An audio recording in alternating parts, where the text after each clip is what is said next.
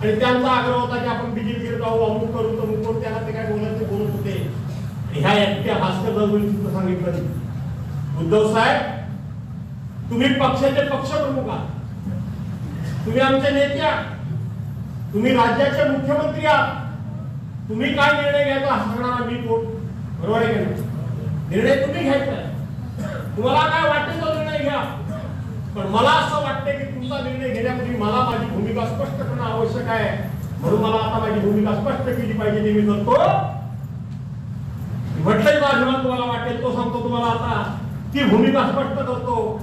तुम्ही कुठेही जा, पण तुम्ही मी नंतर माझी भूमिका स्पष्ट केली तर मला भास्कर जाऊन फसवलं. म्हणून आत्ताच सांगतोय की तुम्ही कुठेही जा, पण तुम्ही जर भाजप बरोबर गेला तर भास्कर जाधव तुमच्या बरोबर नाही.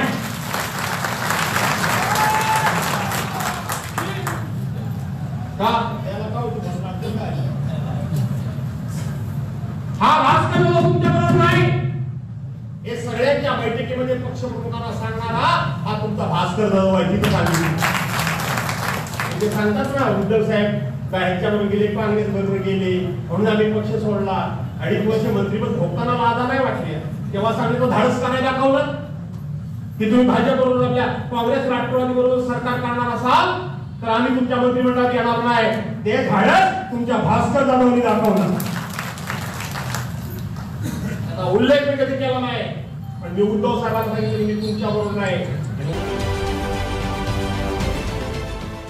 देश विदेशातील प्रत्येक घडामोडींचे लाईव्ह अपडेट मिळवण्यासाठी आता साम टीव्हीच्या सर्व सोशल मीडिया प्लॅटफॉर्मला लाईक, फॉलो आणि सबस्क्राईब करा.